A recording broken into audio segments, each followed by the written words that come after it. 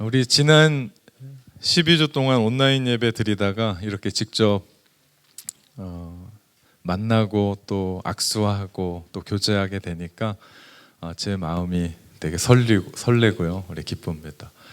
우리 그러지 않아도 어제 우리 AOC 청소년들이 같이 예배를 드리는데 그렇게 기뻐할 수가 없어요. 아이들이 순수한 그 눈망울에서 나오는 그 모습, 설교를 또 얼마나 기쁘게 듣는지.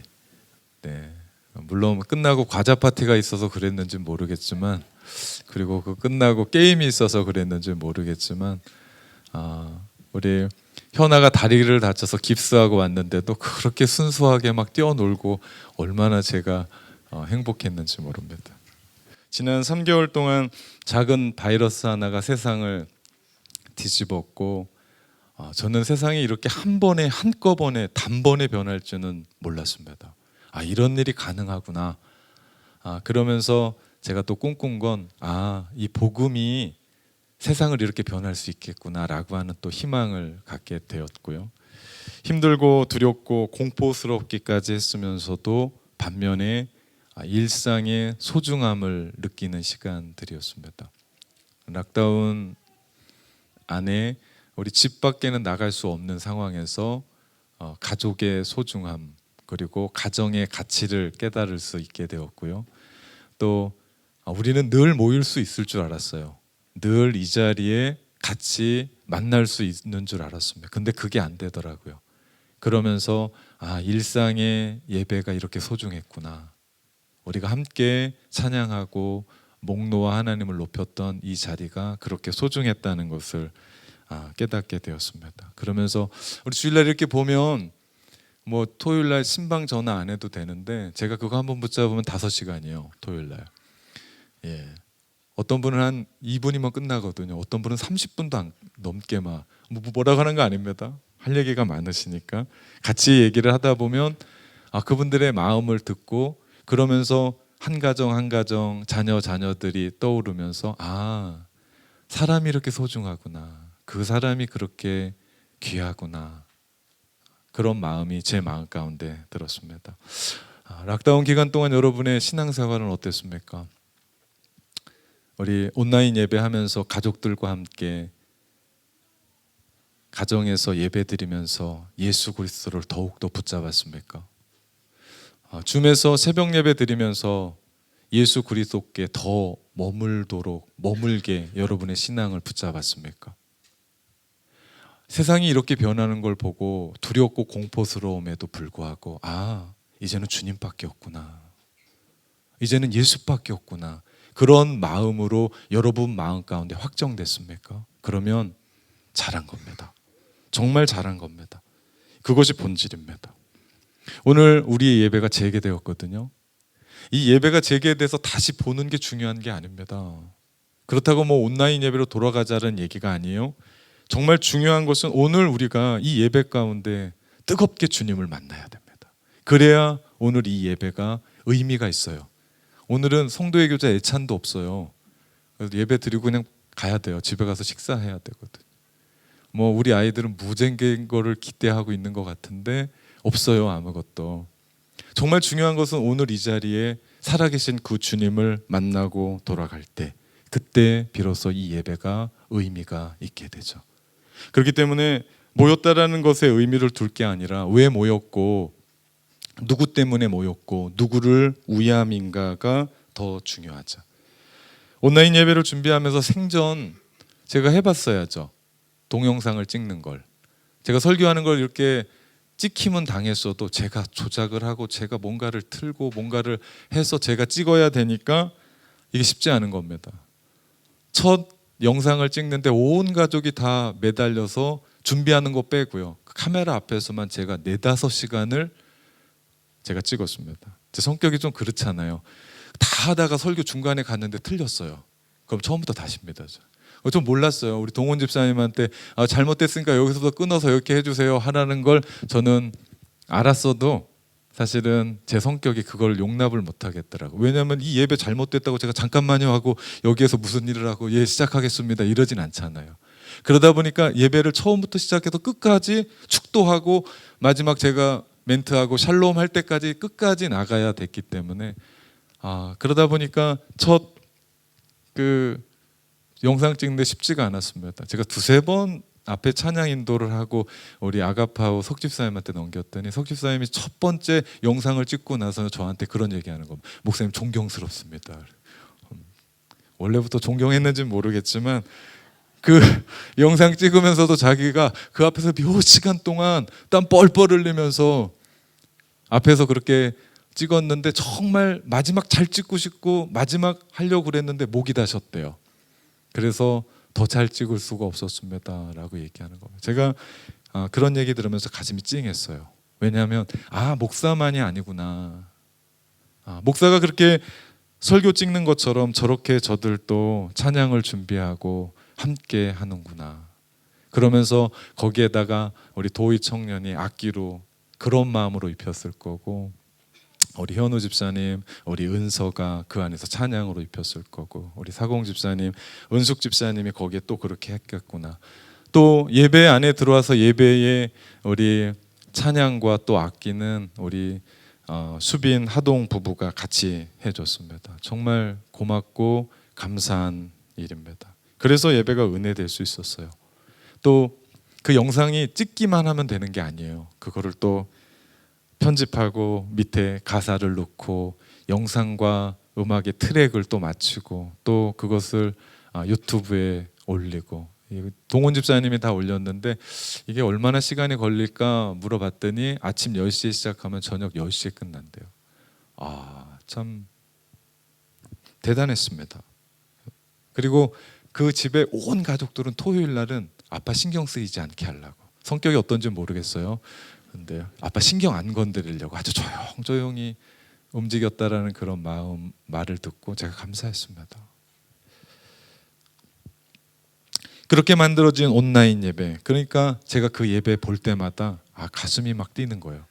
그래서 주일날 예배 드리고 나서 또 제자리에 앉아서 그 영상 예배를 보고 또 보면 우리 아이들이 지나가다 아빠 또 봐요? 라고 물어볼 정도로, 전 정말 좋았습니다. 팔불출 같지만 그 영상 그 좋아요 1번이 저였을 거예요. 좋아요 제가 누르고, 이거 2번 못 누르냐? 한 번 더 눌러서 2번 못하냐? 안 된대요. 네, 그렇게 좋았습니다. 정말 좋았습니다. 이유는 한 가지입니다.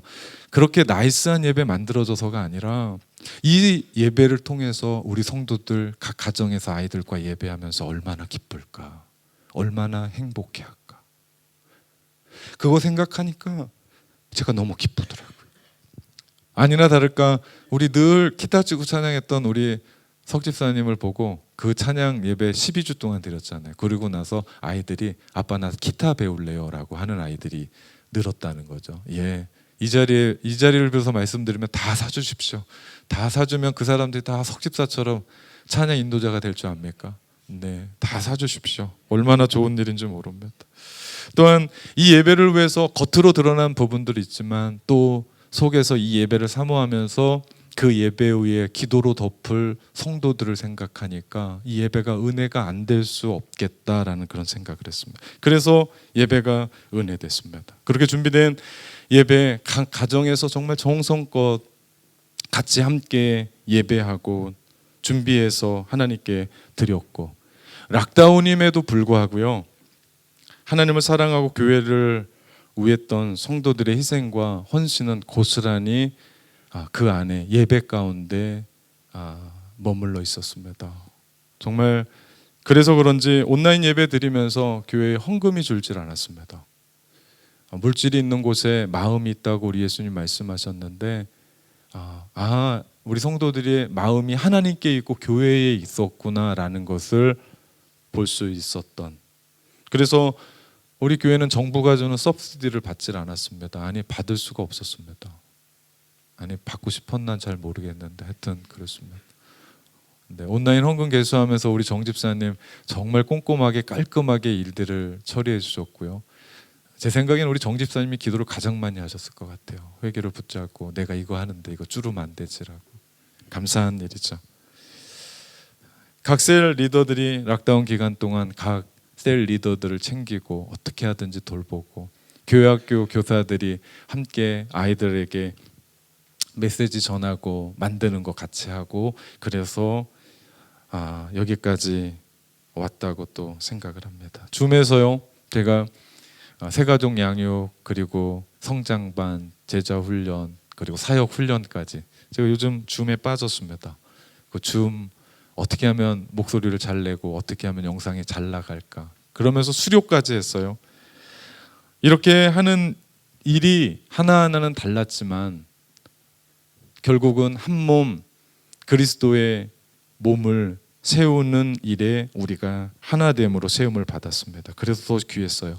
이 모든 일들을 한 사람이 했으면 그 사람은 정말 대단한 사람이었을 겁니다. 그런데 이 모든 일을 수많은 사람이, 아니면 우리 온 교회 성도들이 그 일들을 같이 감당했기 때문에 은혜가 더 넘쳤다라는 그런 생각을 합니다. 그렇게 하면서 교회를 교회답게 했고, 예배를 예배답게 했습니다. 우리는 또 합력하여 선을 이루어 가시는 그 하나님을 만나는 계기가 되었고, 그 만남을 통해서 하나님의 역사가 무엇인지를 우리는 또 보게 되었습니다. 분명 한 가지라도 삐걱거렸으면 예배는 완성되지 못했을 겁니다. 그런데 한 마음, 한 생각, 한 뜻, 한 스피릿, 한 팀이 돼서 그 일들이 가능했었던, 다시 말하면 우리 모두가 성령 안에서 있었기 때문에 가능했었던 일입니다. 이기적이었다면요, 이 일은 안 됐습니다. 제가 그런 생각해 봤습니다. 누구라도 나 자신만 생각했으면 이 일들은 이룰 수가 없었던, 너는 만들어라, 나는 상관없다, 네가 그러냐, 나도 대충 한다식이면 파국이죠. 하나님은 우리가 하나 되는 것이 얼마나 기뻐하시는지 몰라요. 하나 되는 것을. 사단은요, 우리를 어떻게 하면 분열시키고 어떻게 하면 깨트리고 어떻게 하면 무너뜨리려고 하는 분열시키는 영이죠. 그래서 교회마다 아픔이 여기에 있잖아요. 깨지고 분리되고. 그런데 그것은 사람이 하는 일이 아닙니다. 이것은 사단의 영이 하는 거죠. 이간질시키고 거짓말하고 없는 것 있다고 얘기하고 있는 것 없다고 얘기하는. 그러나 우리 하나님의 영 성령은 우리를 하나 되게 만듭니다. 구약의 바벨탑 사건, 사람들이 교만해서 하나님께 이르자고 탑을 쌓아 올라갑니다. 하나님이 그들의 마음이 악한 것을 보시고 그들의 언어를 혼잡게 하셨죠. 뭐 언어가 통해야 탑을 쌓든 뭘 하든 하잖아요. 그러자 모든 사람들이 전부 다 지면으로 흩어졌죠. 그 사건을 신약에 들어와서 사도행전에 보면 성령의 역사는 120명의 사람들이 한 마음 한 뜻으로 기도로서 하나님께 탑을 쌓아 올릴 때, 기도로 올라가게 될 때 하나님은 그들의 언어를 하나로 만드셨고 방언이 터지게 하셨고, 결국 그 자리에서 교회가 시작됩니다.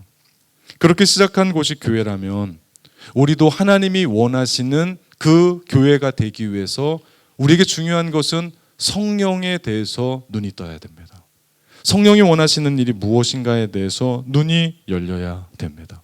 오늘 3절 말씀에 보니까요, 이런 말씀이 나와요. 성령이 하나 되게 하신 것을 힘써 지키라. 성령께서 하시는 그 일은 우리가 하나 되게 하신대요. 그리고 우리가 해야 될 일은 그 하나 되게 하시는 일을 힘써 지켜야 된다라고 말씀합니다. 우리가 하나 되려고 발버둥 치는 게 아니에요. 우리는 성령 안에서, 주님 안에서 이미 하나입니다. 이미 하나로 된 것, 그것을 우리는 힘써 지키는 거죠.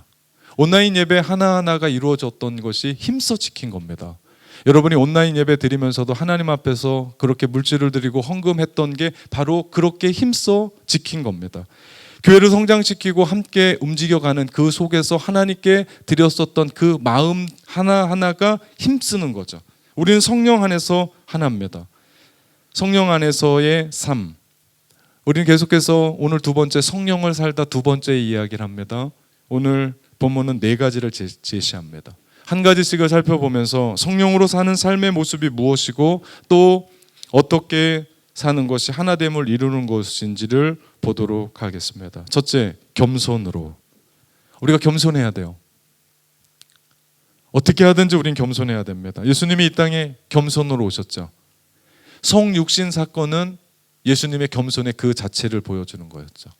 하나님이셨던 그분이 이 땅에 인간의 몸을 입고 오셨습니다. 그 정도 오시면 된 거 아니에요? 하나님이신 그분이 낮고 낮은 이 땅에 인간까지 돼서 오시면 됐는데 더 낮아져요. 더 낮추십니다. 어디까지입니까? 십자가에서 죽기까지 순종하시는 그 자리까지 낮추십니다. 그것이 예수님의 겸손의 삶이었죠. 그래서 성자 어거스틴은 기독교의 최고의 가치는 첫째도 겸손이고 둘째도 겸손이고 셋째도 겸손이다라고 말합니다. 성령으로 사는 사람은 겸손합니다. 그렇기 때문에 그가 성령이 하나 되는 것을 힘써 지키죠. 그렇지 못한 사람을 보십시오. 분열하고 파괴케 하고 무너뜨리고 흐트르는 사람들을 보십시오. 하나같이 교만하고 이기적입니다. 하나님 말씀대로 안 살아요. 내가 지금까지 살았었던 이 신념 가지고 삽니다. 여러분, 겸손해야 돼요. 겸손하지 않으면, 교만하면 모든 걸 다 잃습니다. 한 번에 잃습니다. 성령으로 산다는 것은 겸손의 삶이고 겸손으로 살아갈 때 우리는 하나 됩니다. 오늘 말씀에 또 보면 둘째, 온유함이라고 얘기합니다. 온유라는 헬라의 의미는 길들여진 야생마라는 뜻이 있어요. 그 속에는 힘이 있거든요. 끓는 감정이 있거든요. 그런데 그 힘이 말고삐를 쥐고 계시는 하나님에 의해서 통제된 상태. 다시 말하면 훈련을 받아서 절제되고 조절되고 깎이고 다듬어진 그 상태를 말합니다. 이런 사람들이 공동체에 많아질 때 평화를 지킬 수 있죠. 평화를 누릴 수 있어요. 우리 공동체가 하나님 안에서 평화한 것은 바로 그 사람들 때문이죠. 피스메이커의 사람들은 전부 다 성령의 사람들이었습니다. 그래서 그런 사람들을 만나면 평안합니다. 그런 사람들이 많은 교회는 평안합니다. 우리 교회에 문제가 그렇게 많이 없어요. 아니, 없어요, 사실은. 그래서 사람들 만나고 나면 저는 그런 얘기해요. 우리 교회에선 저만 똑바로 하면 문제될 게 없습니다라고. 이유가 뭔지 압니까? 모든 사람들이 어떻게 하든지 성령으로 살려고 노력하고 있기 때문에. 저는 예전에 제가 잘해서 교회가 이런 줄 알았어요. 결정을 잘하고 선택을 잘해서 이렇게 된 줄 알았어요. 그런데 저의 선택과 저의 결정이 빗나갈 때도 너무 많았어요. 그런데 교회 안에 있는 많은 사람들이 성령의 사람들이었고 그들이 평화를 함께 움직여 가니까 교회가 문제없이 이 일들이 이루어가고 하나 되게 되더라. 주님이 오심도 주님이 사심도 그리고 주님이 가심도 전부 다 온유 그대로의 삶을 보여주셨습니다. 그래서 우리가 주님을 닮아가고 우리가 주님과 함께 살아가는 사람들이라면 우리 역시도 성령의 사람들로 우리 안에 그 사람들의 특징은 모나지 않아요. 나 개인적인 이득과 사사로운 이득 때문에 욕심 부리지 않습니다. 그것 때문에 화내지 않아요. 대신에 의분을 품고 불의에 대해서는 의분을 품죠. 그리고 한결같이 친절하고 사랑을 베푸는 사람들. 그 사람들 때문에 교회가 하나 되고요. 그 사람들 때문에 셀이 하나 되고 그 사람들 때문에 모임이 하나 돼 가는 겁니다. 그들이 성령을 사는 사람들이죠. 세 번째 특징이 나오는데요. 그 사람들은 오래 참습니다. 사랑은요, 오래 참습니다. 이게 사랑의 특징입니다. 사랑하기 때문에 포기하지 않는 거예요. 부모가 자식을 포기하는 거 봤습니까? 그런 일은 없습니다. 요즘은 가끔 그런 일이 있더라고요. 그래서 세상을 말세라고 얘기하는 것 같아요. 사랑은 오래 참습니다. 사랑하기에 오래 참는 거고 오래 참음으로 사랑하는 겁니다. 주님이 십자가에서 구원해 주시기 위해 오래 참으셨어요. 얼마나 오래 참으셨습니까? 그 십자가에 달린 6시간이 아닙니다. 성경을 보면 우리를 태초에 창조하셨대요. 태초에 계획하셨대요. 그렇게 선택하셨대요. 그리고 그 사랑이 지금까지 왔고 오늘 이 자리까지 우리가 그 사랑을 가지고 살아갑니다. 그분의 사랑은 오래 참음이었습니다. 그래서 그 사랑으로 나는 구원받고 이렇게 살아갑니다. 그렇다면 그 사랑으로 구원받았다고 이야기하고 그 사랑에 대해서 내가 안다고 얘기하면 우리 역시도 오래 참아야 됩니다. 우리 역시도 끝까지 오래 참아야 돼요. 가정 안에서도, 학교에서도, 사회생활에서도. 교회는 말할 것도 없고요. 누가 오래 참습니까? 끈기 있는 사람이요? 인내 있는 사람이요? 아니요. 오래 참음을 하는 사람은 성령의 사람입니다. 성령으로 살 때 오래 참게 되고 그 결과 하나됨을 지킬 수 있게 되죠. 마지막입니다. 사랑으로 서로 용납하는 겁니다. 그대로 받아주는 거죠. 이것이 교회의 핵심됨의 핵심입니다. 교회의 하나됨의 핵심이죠. 이것이 성령으로 살아가는 사람들의 절정입니다. 클라이막스입니다. 성경학자들은 지금까지 보았었던 겸손함, 온유함, 오래 참음, 그리고 사랑으로 서로 용납하는 것, 이 모든 것을 연구하면서 앞에 세 가지의 부분, 겸손하고 온유하고 오래 참는 것은 사랑의 방법이고, 사랑의 실천 방법이고, 그리고 마지막 사랑으로 허다한 죄를 덮는, 서로 용납하는, 이것이 바로 사랑의 본질이라고 얘기합니다. 그러면서 이 단계는 따로따로 떨어진 것이 아니라 연속적으로 단계적인 덕목이라고 얘기해요. 다시 말하면 겸손한 사람이어야 그 다음 단계인 온유함으로 올라갑니다. 온유한 사람이어야 그 다음 단계인 오래 참음으로 올라가고, 오래 참음의 사람이어야만 서로를 용납하며 사랑으로 용납하며 살아갈 수 있다라고 이야기를 합니다. 사랑으로 서로 용납하는 삶, 이 삶이 성령으로 살아가는 삶입니다. 사랑으로 용납하는 삶. 실수 없는 사람이 없어요. 잘못하지 않은 사람이 없습니다. 그런데 내가 어떻게 받아주냐는 겁니다. 이유가 있겠지. 어려웠겠지. 락다운 때문에 거기에 신경 쓸 수가 없었겠지. 아이들이 많아서 그랬겠지. 문제가 있겠지. 이유가 있겠지. 그러면서 공감해주고 함께해주고 이해해주고 덮어주고 용서하는 것. 이것이 서로에게 관대하게 대하는 것 이상입니다. 어디까지입니까? 용서하기까지입니다. 용서하기까지. 그냥 그랬겠지 뿐만이 아니고 용서하기까지, 용납하기까지. 우리 베드로전서 4장 8절에 이런 말씀합니다. 무엇보다 뜨겁게 서로 사랑할지니 사랑은 허다한 죄를 덮느니라. 우리 공동체가, 교회 공동체가 흔들리는 것은 바로 여기에 있습니다. 뭡니까? 허다한 죄를 덮어줘야 되는데 허다한 죄를 정죄합니다. 자꾸 고발합니다. 자꾸 일으켜서 허물과 약점을 보게 합니다. 아니요, 덮어주는 겁니다. 주님이 우리의 죄를 십자가의 보혈로 덮어주셨잖아요. 그분이 사라지게 한 게 아니에요. 덮어주신 거예요. 그래서 그분은 덮어놓고 우리를 의인으로 보는 거예요. 그런 은혜를 받고 당당하게 주님의 보좌 앞으로 나가는 우리인데, 우리가 어떻게 같은 하나님의 사람, 같은 십자가의 보혈로 구원받은 그 형제의 죄를, 약점을 우리가 덮어주지 않습니까?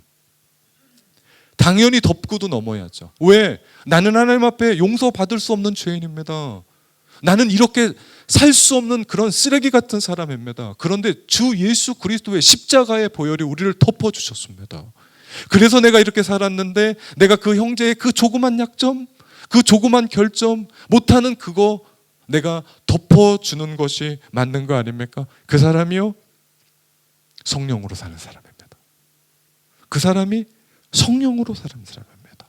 성령으로 사는 사람은 이상한 세계에 사는 사람이 아니에요. 우리가 오늘 살아가는 그 사람을 만나면 가슴이 따뜻한 사람입니다. 그리고 그 사람 때문에 내가 교회 가고 싶은 거예요. 그 사람 때문에 내가 그 모임에 가고 싶은 거예요. 그 사람 때문에 내가 그곳에 함께 하고 싶은 겁니다. 이것이 성령으로 살아가는 거죠. 이것이 성령으로 사는 사람의 특징이고, 이것이 교회의 하나됨의 이유죠.